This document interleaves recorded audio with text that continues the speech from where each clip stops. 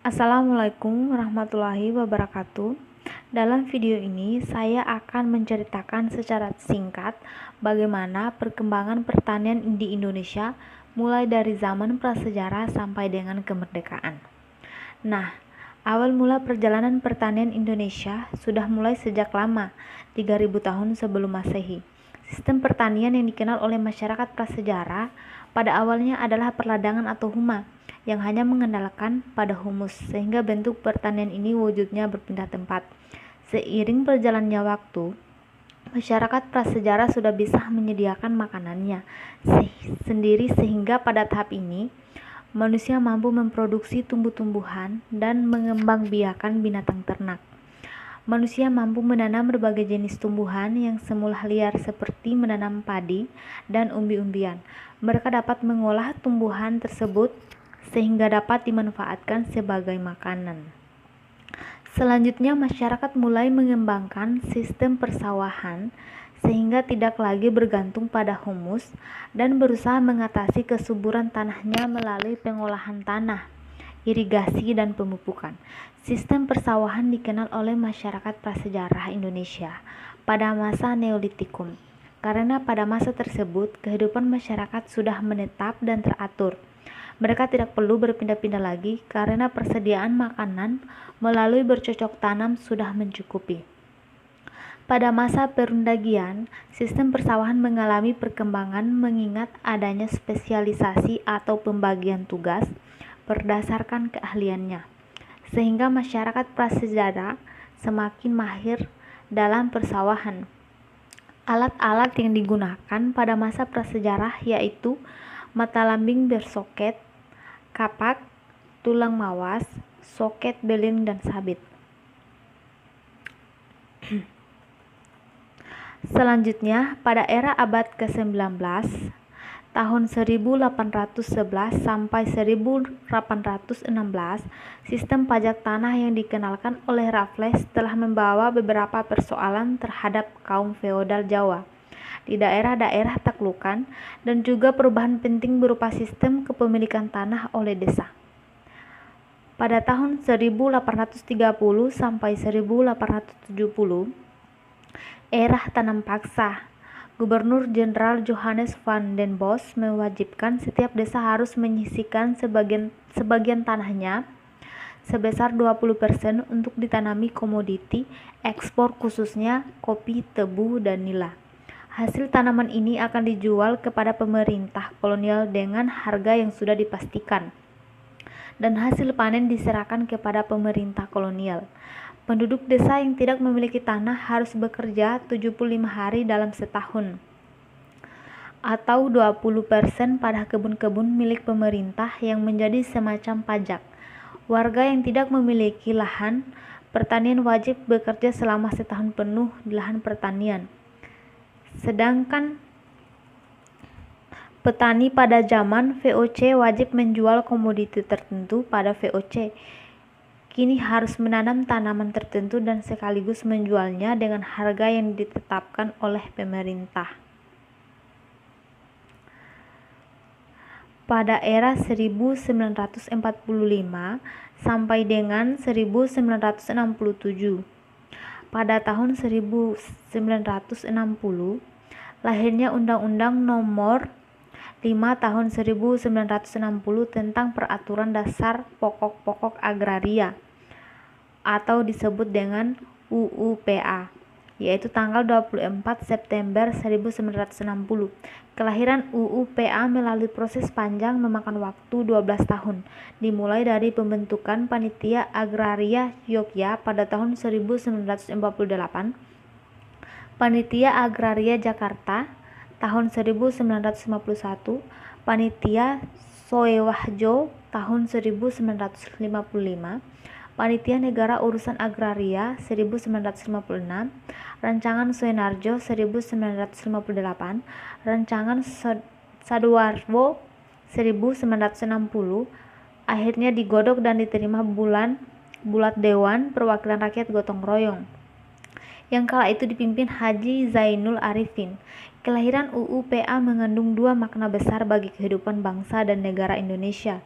Pertama, UU PA bermakna sebagai upaya mewujudkan amanah pasal 33 ayat 3 Undang-Undang Dasar 1945 yang menyatakan bumi dan kekayaan alam yang terkandung di dalamnya dikuasai negara dan digunakan untuk sebesar-besar kemakmuran rakyat. Kedua, UU PA bermakna sebagai penjungkirbalikan hukum agraria kolonial dan penemuan hukum agraria nasional yang bersendikan realitas susunan kehidupan rakyatnya. Masuk pada era Orde Baru tahun 1967 sampai 1997. Pada tahun 1974 dibentuk Badan Litbang Pertanian. Kepres tahun 1974 dan 1979 menetapkan bahwa Badan Litbang Pertanian sebagai unit eselon 1 membawahi 12 unit eselon 2, yaitu 1 sekretariat, 4 pusat, diantaranya Pusat Penyiapan Program, Pusat Pengolahan Data Statistik, Pusat Perpustakaan Biologi dan Pertanian, dan Pusat Karantina Pertanian. 2 pusat penelitian, yaitu Puslit Tanah dan Puslit Agroekonomi, serta 5 pusat penelitian pengembangan, yaitu Puslitbang Tanaman Pangan, Puslitbang Tanaman Industri, Puslitbang Kehutanan, Puslitbang Peternakan, dan Puslitbang Perikanan. Tahun 1980 berdirinya Departemen Koperasi secara khusus untuk membantu golongan petani lemah di luar Jawa dan Bali untuk membangun usaha tani berskala lebih besar.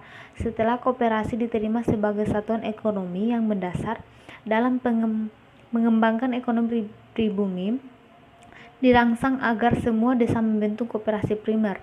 Namun demikian, sejumlah masalah yang dihadapi adalah kekurangan modal, manajemen lemah, kesulitan menjangkau pasaran, antara lain karena turut pedagang perantara, koperasi dirasakan sebagai paksaan, sehingga namanya pun sudah tercemar perlu dirubah menjadi BUUD. Selanjutnya di era reformasi, pada tahun 1998, Departemen Pertanian kehilangan arah. Hal ini dikarenakan karena pudarnya pembangunan jangka panjang ke-6 yang menjadi ciri khas tahap orientasi pemerintah Orde Lama. Pada era ini, rakyat sudah kehilangan kepercayaan kepada pemerintah meski tidak semuanya, tapi mendominasi. Dampak yang ditimbulkan sangatlah besar. Kegiatan-kegiatan penyuluhan dan intensifikasi pertanian melambat. Dampak yang ditimbulkan adalah rendahnya produktivitas pertanian tanaman pangan dan hortikultura.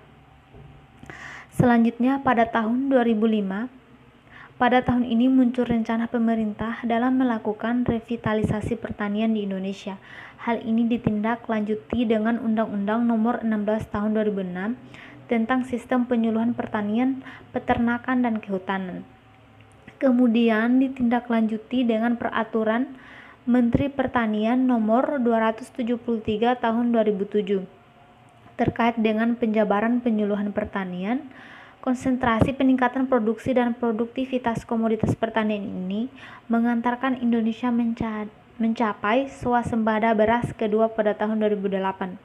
Hal ini ditunjang dengan penambahan tenaga kerja penyuluh pertanian melalui tenaga harian lepas tenaga bantu penyuluh pertanian atau THL-TBPP. Pada tahun 2010, pertanian di Indonesia mengarah kepada pertanian organik. Pada awalnya, pada tahun ini dicanangkan program pertanian organik karena banyak hal tentang kekurang siapan.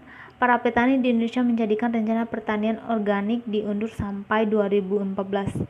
Akan tetapi pada tahun 2010, penggunaan pupuk kimia sudah mulai dikurangi dan pertanian organik mulai digalakkan di beberapa daerah.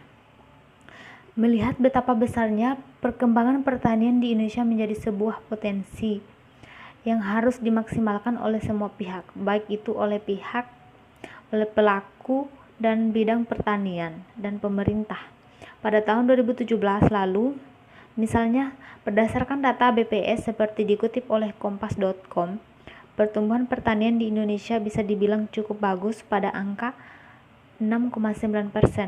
Di tengah ketidakpastian ekonomi global, pertanian Indonesia juga mampu mengekspor beberapa komoditas utama, antara lain rempah-rempah, kopi, coklat, dan tembakau.